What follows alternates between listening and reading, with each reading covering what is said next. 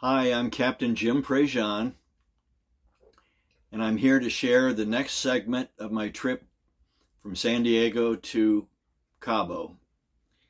And in the last film that we did, we talked about a really treacherous storm that we managed to get through. And now I'm going to take it up from where we now are continuing our trip to Cabo. And the storm is behind us, and we have about 300 miles to go. And we end up by having winds about 25 knots coming from the right direction, which was northwest.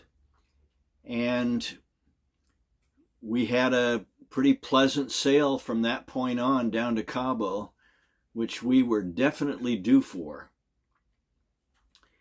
And the other thing that I had discovered is that the wind in the morning comes from the land. It comes from the east.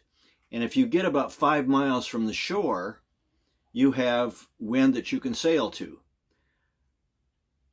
As the day progresses, at about 11 o'clock or so, the wind shifts and starts coming from the northwest again.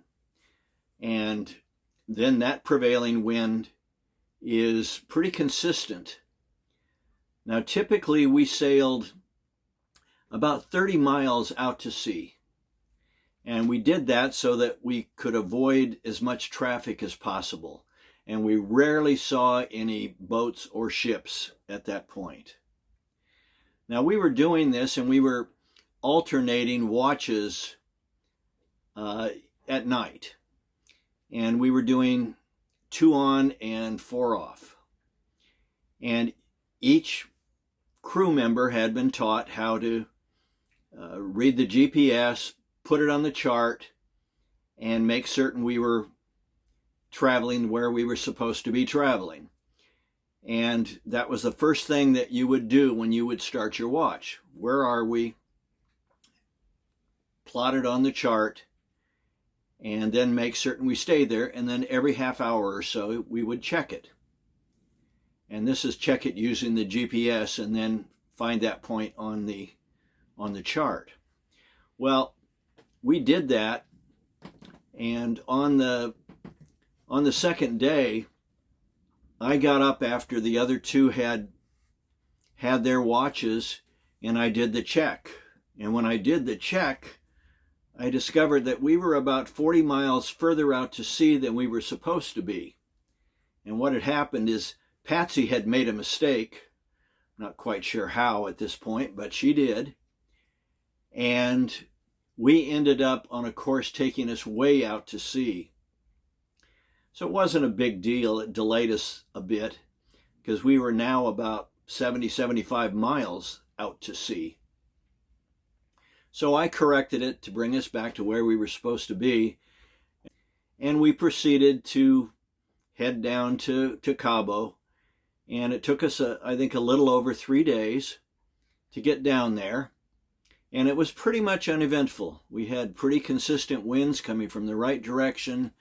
We'd move in closer in the morning and then move back out late morning to catch the prevailing winds from the northwest. And when you come into Cabo, you've got to pass Cabo Falso, and that's a point, I don't know, maybe 3 or 4 miles, maybe 5 miles outside of the entrance to Cabo. And there's that famous rock that you see in pictures. Well, it's about 5 miles from that. But that point is notoriously windy. So when you go around it, you're going to hit some big seas and some big winds.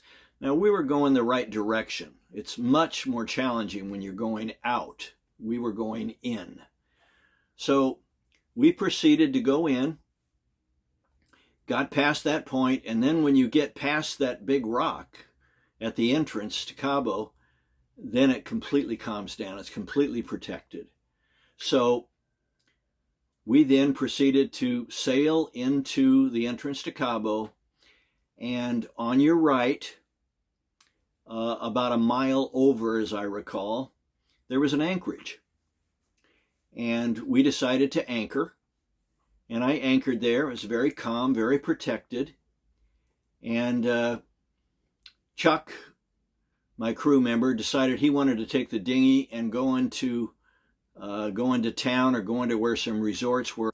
When he got back, which was, I don't know, an hour or so later, we then decided to go into town, took the dinghy in, beached it on the beach, and went into town.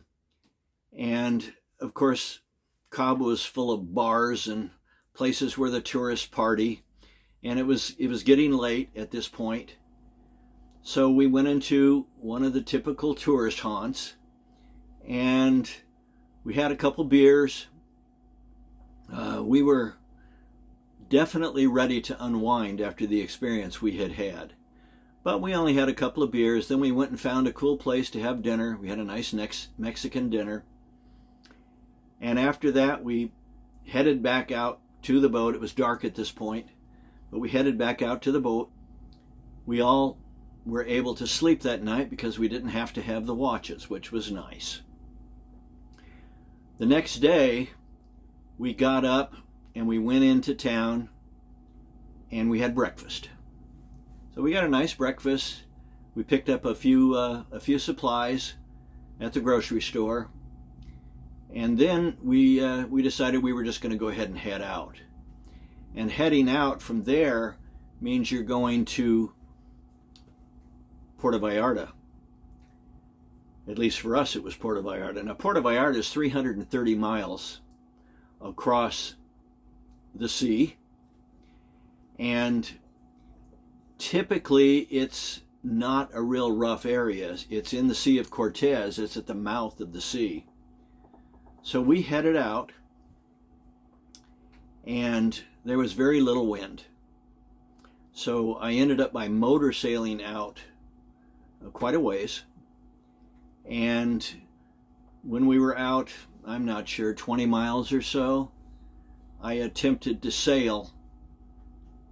Because if you're sailing and you've got any wind that's decent, you can make that in maybe 2.5 days. Unfortunately, there was very little wind, and we were making very little headway. Now, next time we get together, I'm going to share the experience of crossing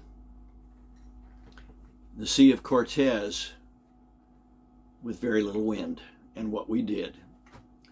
I thank you for spending time with me today, and I look forward to seeing you again. Have a good day.